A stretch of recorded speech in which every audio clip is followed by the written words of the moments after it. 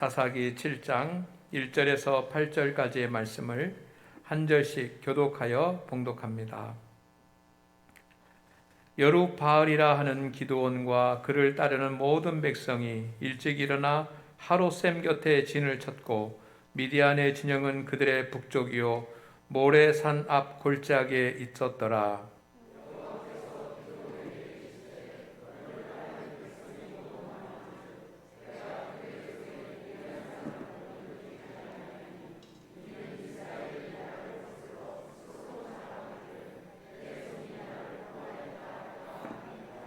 이제 너는 백성의 귀에 외쳐 이르기를 누구든지 두려워 떠는 자는 길르앗산을 떠나 돌아가라 하라 하시니 이에 돌아간 백성이 22,000명이요 남은 자가 10,000명이었더라.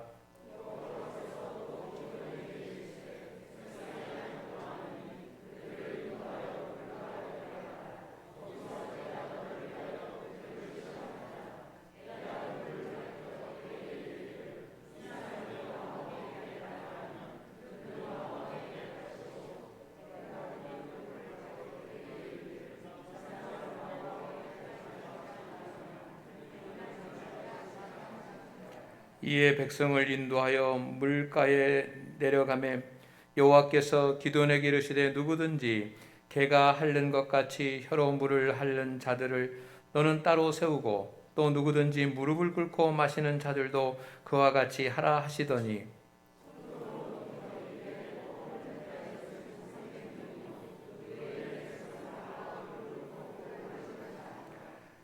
여호와께서 기드온에게 이르시되 내가 이 물을 핥아 먹는 300명으로 너희를 구원하며 미디안을 내 손에 넘겨주리니 남은 백성은 각각 자기의 처소로 돌아갈 것이니라 하시니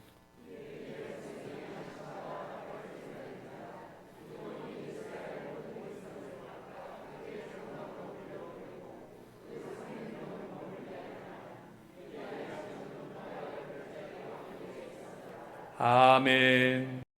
하나님의 은혜와 평강이 넘치기를 주의 이름으로 축복합니다. 오늘은 특별히 광복 76주년 기념주일 및 또 평화통일주일로 지킵니다. 1945년 독립은 정치적으로 보면 일본으로부터의 독립이었습니다. 그런가 하면 또 다른 의미도 하나 있습니다. 신앙적인 의미입니다. 영적으로 보면 우상을 섬기는 신사참배로부터의 독립이었습니다. 우리나라는 일본으로부터 36년 동안 정치적, 사회적, 문화적인 그리고 인권적인 압제만 받은 것이 아니라 신앙적인 압제도 받았습니다. 그런데 1945년 독립은 이 두 가지 영역 속에서의 독립이었습니다. 그 후 우리나라는 열심히 신앙생활하는 그리스도인들이 생겨났습니다. 열심히 하나님을 섬겼습니다. 그리고 기도했습니다. 그리고 우리나라는 독립 후에 급성장을 이루게 됩니다. 그러나 이것은 우리 사람이 한 일이 아니라 하나님께서 한 일입니다. 오늘 우리가 이 부귀와 영화를 누리고 민주화된 그런 세상에서 살 수 있는 것은 하나님의 은혜입니다. 그것을 감사할 수 있기를 소망합니다. 복음이 한국에 전해지면서 그리고 교회가 세워지면서 교회와 성도들은 이 한국 사회에 많은 지대한 영향력을 미쳤습니다. 우리나라 기독교의 역사는 짧습니다. 1885년 복음이 처음 이 땅에 선교사들을 통해서 들어왔습니다. 그때부터 교회 부흥이 시작이 되었고 복음이 들어온 뒤에 교회 부흥만 일어나는 것이 아니라 교육, 사회, 문화, 정치에 교회는 선한 영향력을 미치고 기독교인들은 지대한 영향력을 미쳤습니다. 특별히 이 반백년의 역사 가운데 독립운동과 그리고 한국의 민주화운동에 교회와 성도들이 행한 그러한 열매는 큽니다. 특별히 독립선언서에 보면 33명의 민족 대표가 있는데 그 중에 16명이 기독교인인 것을 보면 기독교가 얼마나 이 나라와 이 민족에 선한 영향력을 미치고 있는지 알 수 있습니다. 교회는 독립학교가 되었고 성도들은 독립운동가가 되었습니다. 이런 아름다운 신앙의 유산을 물려받은 것은 감사해야 될 일이고 또 우리 기독교인들의 자랑거리입니다. 오늘 우리는 광복절을 맞아서 일본의 침략으로부터 고난당하던 그 시절을 다시 한번 기억합니다. 너무나도 힘들고 어려운 그런 시절이었습니다. 경험해 보지 않은 사람은 상상할 수 없는 그런 고통의 날들이었습니다. 그 어려움의 시절이 어떻게 보면 오늘 본문 말씀에 나오는 미디안 백성들에게 괴롭힘을 당하던 이스라엘 백성들을 닮았습니다. 그러나 하나님의 섭리로 우리는 해방을 맞이했습니다. 왜 하나님의 섭리라고 말씀을 드리냐면 물론 많은 사람들이 독립운동을 했고 그리고 많은 그리스도인들이 독립운동을 위해서 기도하고 또 헌신했지만 그 힘만으로는 우리의 국력이 약했기 때문입니다. 우리의 국력으로 해방이 된 것이 아닙니다. 하나님께서 주신 선물인 줄로 믿습니다. 그래서 하나님의 섭리로 그리고 성도들의 기도와 헌신을 통해서 우리나라가 바로 설 수 있었습니다. 그런데 해방 76주년을 맞이하는 오늘 우리나라와 교회는 코로나19라고 하는 이 바이러스로 인해서 많은 어려움을 당하고 있습니다. 많은 사람들이 앞으로의 한국과 앞으로의 교회들을 염려하고 걱정합니다. 그러나 오늘 여러분에게 분명하게 말씀드릴 수 있는 것은 하나님께서 이 세상을 회복하시고 하나님께서 교회를 바로 세워주실 줄로 믿습니다. 우리 성도들이 도구가 돼서 세상과 교회를 세우는 그런 역할을 감당하게 될 것입니다. 그렇다고 한다면 모두가 다 위기라고 하고 어려운 시대라고 하는 이 시대에 누가 어떻게 이 땅을 회복하고 어려움 가운데 있는 교회를 회복할 수 있겠습니까?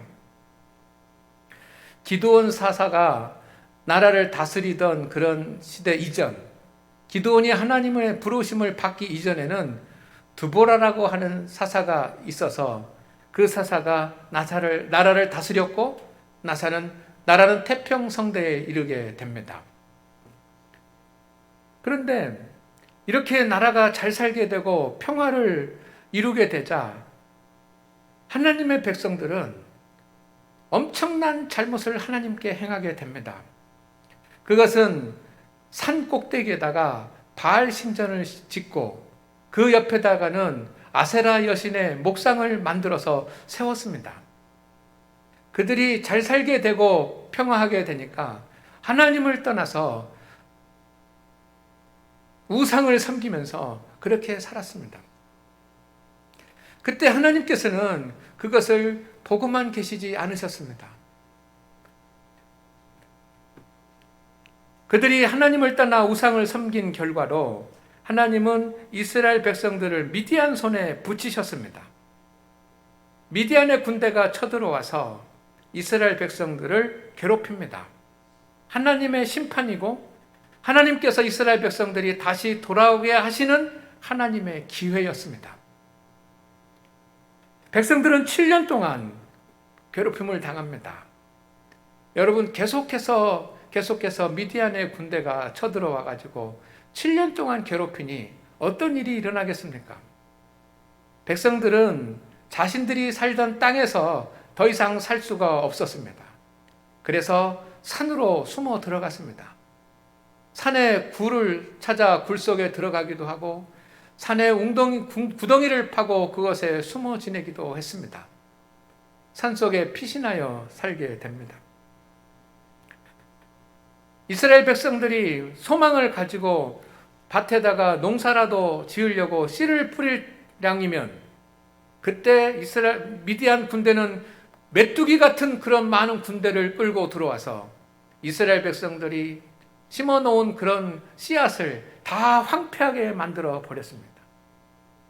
심어놓은 씨앗이 조금이라도 자라서 곡식을 거둘 수확철이 되면 또 군대를 끌고 들어와서 그 모든 수확물을 다 황폐하게 만들고 빼앗아가고 가축과 모든 그들의 소유와 재산을 약탈해 갔습니다. 그런 삶이 7년이나 진행이 됩니다.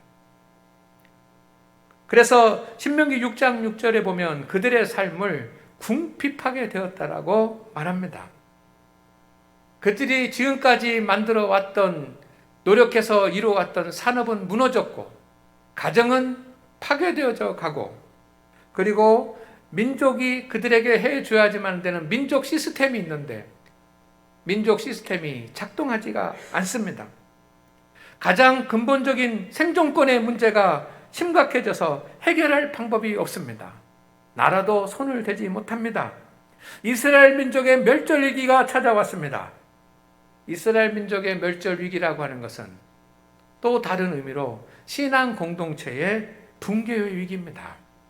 하나님을 섬기는 신앙 공동체의 붕괴 위기가 찾아왔습니다.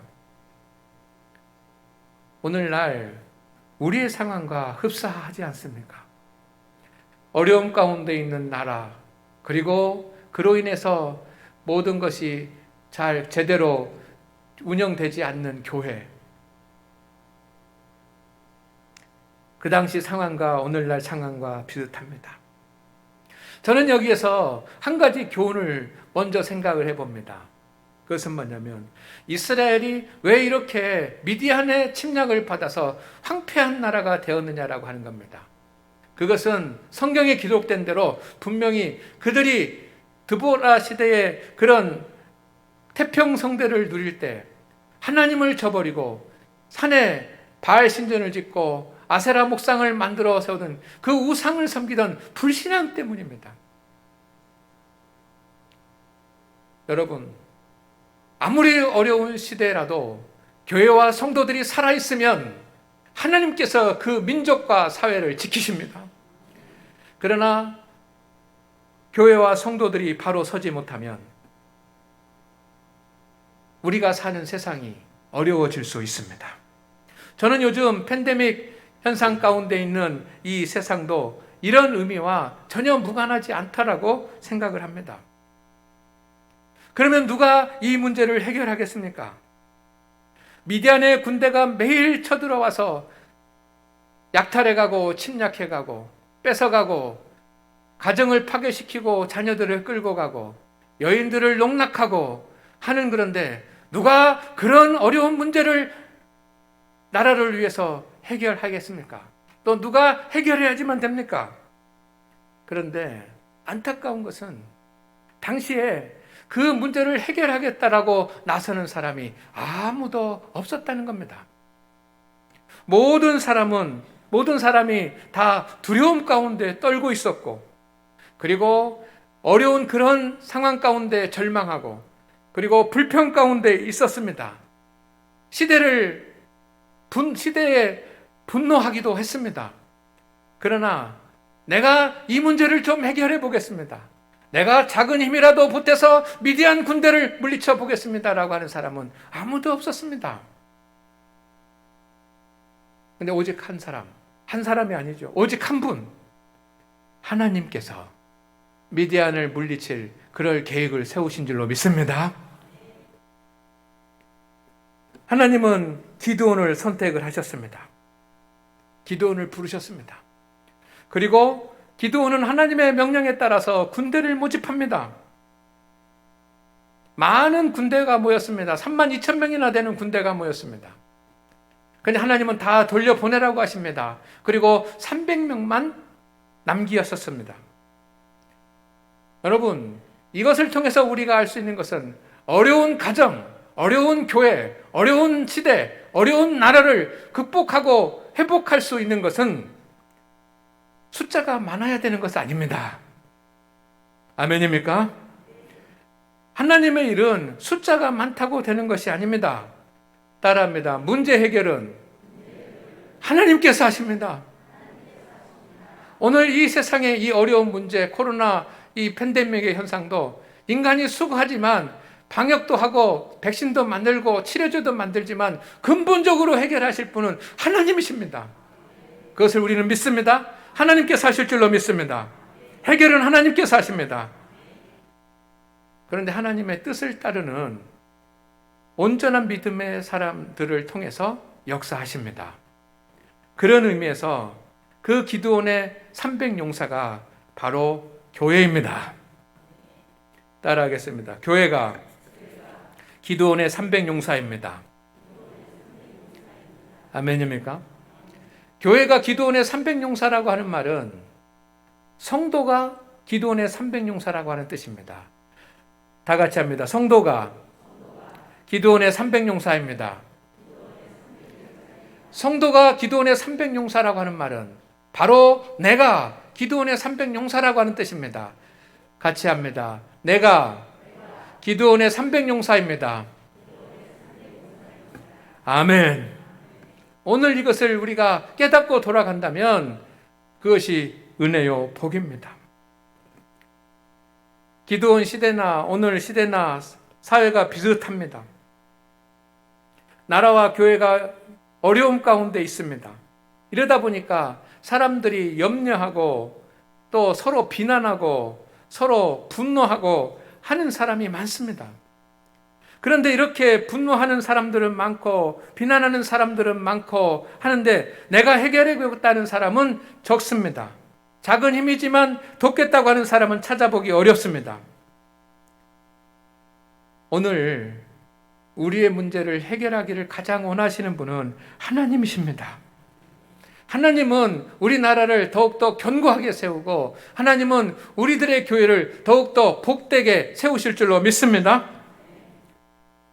그러기 위해서 우리 성도들이 저와 여러분이 기드온의 300용사가 되어야지만 합니다.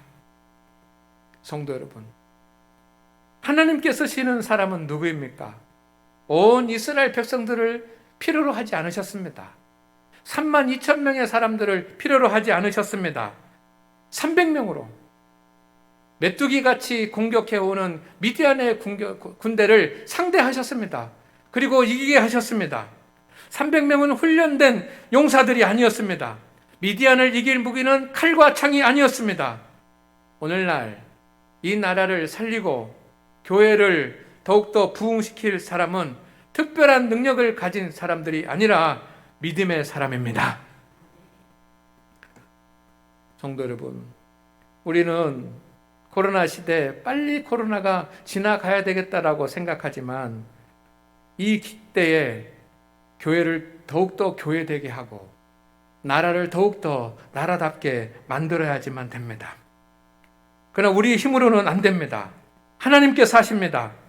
선택받은 사람들을 통해서 역사하십니다. 오늘 하나님께서 쓰시는 사람들은 어떤 사람인지 3가지 조건이 있습니다. 첫 번째 자격은 하나님을 의지할 줄 아는 믿음의 성도들을 하나님께서 쓰시는 것입니다. 7장 3절 말씀 우리 같이 읽어보겠습니다. 시작. 너는 백성의 귀에 외쳐 이르기를 누구든지 두려워 떠는 자는 길르앗산을 떠나 돌아가라 하라 하시니 이에 돌아간 백성이 22,000명이요 남은 자가 10,000명이었더라. 아멘. 하나님은 군대로 모인 32,000명의 사람들을 다 사용하지 않으셨습니다. 한 사람이라도 아깝지 않습니까? 한 사람이라도 더 있어야지만 됩니다. 그런데 하나님은 돌아가라고 하십니다. 어떤 사람입니까? 두려워하는 사람은 돌아가라고 합니다. 그래서 돌아가는 사람이 22,000명입니다. 전쟁에 나서서 싸우겠다라고 하던 사람들 중에 3분의 2가 두려워하는 사람들이었습니다. 전쟁은 어려운 것입니다. 두려움도 생길 수 있습니다. 그런데 두려움 가운데 빠지면 전쟁을 할 수 없습니다. 근데 특별히 영적 의미의 두려움 가운데 빠진다는 것은 하나님을 의지할 줄 모른다는 것입니다. 두려움 가운데 있는 사람은 하나님을 의지할 줄 모르는 것입니다. 그들은 매사가 부정적이 될 것입니다. 성도 여러분, 하나님의 사람으로 살아가려면 매사가 하나님을 의지하는 믿음을 가지고 하나님을 의지하는 믿음이 있어야 합니다. 두려움은 왜 생깁니까? 걱정과 염려가 길어지고 깊어져서 생기는 감정입니다.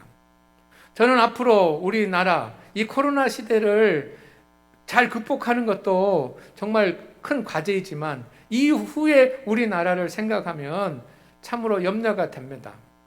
그리고 교회도 마찬가지입니다. 지금 우리가 어떻게 모여서 예배를 드릴 수 있느냐라고 하는 것도 중요하지만 이 코로나가 지나간 뒤에 교회가 어떻게 좀 더 하나님의 온전한 교회로 회복되고 성도들이 온전한 신앙생활을 할 수 있느냐라고 하는 것은 더 염려가 되는 일입니다. 우리나라는 지금 어떻습니까? 서로 어떻게 해서든 이 문제를 해결하기보다는 서로 비방하는 일에 책임을 전가시키는 일에 더 빠져 있고 정치인들은 대통령을 뽑는 일에 이 거의 1년이라는 시간을 허비하고 있는 겁니다. 그것도 중요한 일이지만 여러분 정말 힘써야 될 일이 있지 않겠습니까? 교회도 마찬가지입니다. 교회도 믿음의 삶이 중단이 됐습니다. 경건 생활이 나태하게 됐습니다. 선교와 전도도 하지 못합니다. 성도의 믿음 생활은 나태해지고 있습니다. 그러니 당연히 앞으로의 코로나 이후에를 우리가 대비하지 못하고 있는 것입니다. 그래서 염려가 되고 근심이 됩니다. 그러나 염려가 되고 근심이 되지만 무엇인가 행하지 않으면 그 염려와 근심은 두려움이 되고 두려움에 가득 찬 사람이 됩니다. 두려움에 가득 찬 사람의 특징이 있는데 그것은 원망과 비난과 분노와 분쟁의 사람이 된다는 것입니다. 그래서 주님을 의지하고 주님의 일을 감당할 사람은 두려워하는 감정이 있어서는 안 됩니다. 오늘 하나님 앞에 예배한 우리 성도 여러분, 우리는 주님의 사람으로서 우리에게 닥친 일들을 두려워하지 아니하고 하나님께서 해결하실다는 것을 믿고 감사하고 맡기고 살아가는 그런 성도들이 되시기를 주의 이름으로 축원을 드립니다. 축원을 드립니다. 두 번째 자격은 믿음 생활이 철저하고 온전한 성도들입니다. 7장 5절 말씀을 같이 읽겠습니다. 시작. 백성을 인도하여 물 가운데 내려가매 여호와께서 기드온에게 이르시되 누구든지 개가 핥는 것 같이 혀로 물을 핥는 자들을 너는 따로 세우고 또 누구든지 무릎을 꿇고 마시는 자들도 그와 같이 하라 하시더니 아멘. 하나님께서 미디안과의 전쟁을 위해서 두려움에 떠는 사람들은 다 돌려보내라고 하시고 두 번째 또 한 가지 더 시험을 하셔서 사람들을 걸러냅니다. 서서 손으로 물을 떠서 입으로 개처럼 핥아 먹는 사람 따로 세우고 그리고 무릎을 꿇고 물을 엎드려서 물을 마시는 사람들을 따로 세워서 구분하라고 하십니다. 그러면서 무릎을 꿇고 엎드려서 물을 마셨던 사람들은 다 돌려보내라고 하십니다. 이게 무슨 뜻이겠습니까? 무슨 의미입니까? 여러분 이것은 해석하기가 참으로 어려운 난해한 그런 성경 말씀 중에 하나입니다. 어떤 의미인지 그 이해가 많이 다를 수도 있습니다. 그러나 하나님 편에서 생각해 보면 우리는 그 답을 쉽게 찾을 수도 있습니다. 당시는 전시였습니다. 경계태세를 늦추지 말아야 할 때였습니다. 지금 10,000명의 군대가 모여서 미디안의 적군들과 싸울 준비를 하고 있는 겁니다. 그들은 경계태세를 굳건히 해야 됐습니다. 무릎을 꿇고 마셨다라고 하는 것은 마음이 흐트러진 나태한 사람을 의미합니다. 왜냐하면 무릎을 꿇다라고 하는 이 히브리 말은 휴식을 취하다라고 하는 그런 의미가 담겨져 있습니다. 그러니 성경에서 오늘 본문에서 무릎을 꿇었다라고 하는 말은 이렇게 전쟁에 나가야 되는 상황 가운데서 단지 먹고 마시는 그런 문제 때문에 나태해진 그런 사람들을 말합니다. 개처럼 핥아서 물을 마시는 사람은 어떤 사람입니까? 그들은 서서 한 손으로 물을 움켜가지고 그 한 손에 움켜진 물을 입으로 가져다서 마신 사람들을 말합니다. 그들은 긴장을 놓지 않고 군인의 모습을 지킨 사람들입니다. 성도 여러분, 주님께서 쓰시는 사람이 되려면 우리는 철저하게 경건 생활과 믿음의 삶에 그리고 사명에 충실해야 될 줄로 믿습니다. 독립운동에 힘쓰고 믿음을 지켰던 많은 믿음의 선배들이 있습니다. 그들은 교회에 그냥 적을 두고 교회에 다녔던 사람들이 아닙니다. 독립운동을 하기 위해서 교회에 다니면서 교회라고 하는 이름을 사용했던 사람들이 아닙니다. 철저하게 하나님 앞에 엎드려서 기도하고 철저하게 경건의 삶을 살고 철저하게 믿음의 길을 갔던 믿음의 사람들입니다. 오늘 우리보다 더 많이 기도하고 오늘 우리보다 더 많이 교회를 위해서 헌신하고 철저한 영적 삶을 살았던 분들입니다. 여러분, 오늘 우리 주위에 그런 분들이 계십니다. 금강하구뚝에 가면 김인재 기념비가 있습니다. 그분은 우리는 김인재 선생 그렇게 부르지만 목사님이셨습니다. 그리고 이상재 장로님이 계시지 않습니까? 그리고 우리 교회는 이병희 장로님이 계시지 않습니까? 이렇게 나라를 위해서 헌신했던 분들은 신앙을 가졌는데 그 신앙을 생활을 대충 하거나 게으르게 하거나 나태하게 하지 아니하고 철저하게 경건 생활에 힘썼던 그런 사람들이고 자기의 개인적인 유익을 위해서만이 아니라 하나님의 영광을 위해서 교회를 위해서 나라를 위해서 믿음의 길을 갔던 그런 믿음의 사람들입니다. 성도 여러분, 우리 성도들이 주님의 사람으로서 더욱더 경건 생활에 힘쓰고 믿음의 삶에 철저하게 다할 수 있기를 주의 이름으로 축원을 드립니다. 이것이 교회와 나라를 바로 세우는 그런 일에 협력자가 되는 일입니다. 세 번째 자격은 말씀과 기도로 하나 되는 성도들입니다. 나라와 교회를 위해서 도움이 될 수 있는 성도는, 기드온과 같은 300용사가 될 수 있는 성도들은 말씀과 기도로 하나 되는 성도입니다. 7장 20절 말씀을 같이 읽어보겠습니다. 시작. 세대가 나팔을 불며 항아리를 부수고 왼손에 횃불을 들고 오른손에 나팔을 들어 불며 외쳐 가로되 여호와 기드온의 칼이여 하고. 여러분, 말씀을 잘 보시기를 바랍니다. 전쟁에서 싸우려면 칼과 창으로 무장하고 전차를 준비해야지만 됩니다. 그런데 기드온의 300용사가 준비한 것은 칼과 창이 아닙니다. 그들이 칼과 창을 들 손이 없습니다. 한 손에는 나팔을 들고 한 손에는 횃불이 들어있는 항아리를 들었습니다. 그러니 무기를 들 손이 어디 있습니까? 그들의 무기는 칼과 창이 아니었습니다. 나팔이었고 횃불이었고, 그리고 그들이 적군을 무리치는 것은 하나님을 위하여라고 하는 하나된 함성이었습니다. 나팔은 하나님의 말씀을, 횃불은 기도를, 함께 지른 함성은 성도들의 연합을 의미합니다. 300명의 사람들이 말씀의 나팔을 불고 기도의 횃불을 높이 들고 하나님을 위하여라고 함께 하나 될 때 미디안의 군대는 스스로 무너진 줄로 믿습니다. 오늘 우리 성도들이 말씀의 나팔을 불어야 되고 우리 성도들이 기도의 횃불을 들어야 되고 성도들이 하나 돼서 하나님의 영광을 위하여 협력해야 될 줄로 믿습니다. 이때 교회는 더욱 교회다워질 것이고 우리나라는 회복되고 부흥되게 될 줄로 믿습니다. 왜냐하면 역사의 주관자가 하나님이시기 때문입니다. 칼과 창이 있어야지만 이길 수 있는 것이 아닙니다. 하나님이 함께 하시면 됩니다. 그래서 성도 여러분, 따라합니다. 나는 기드온의 300용사 중 한 사람입니다. 우리는 기드온의 300용사 중 한 사람입니다. 아멘입니까? 그렇게 사십시다.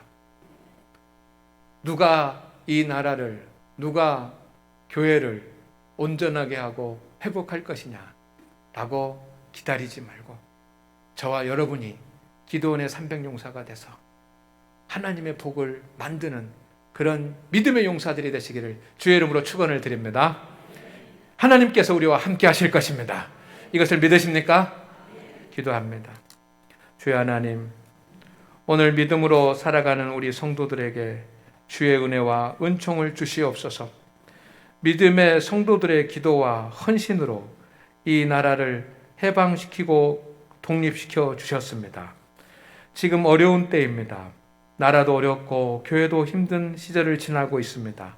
그러나 우리 장안교회 성도들이 기도원의 300용사가 돼서 주님 하나님의 도구로 사용되게 하여 주시고 주님께서 이 나라와 이 민족과 교회들을 바로 세워 주시옵소서. 그런 영광을 보게 하옵소서.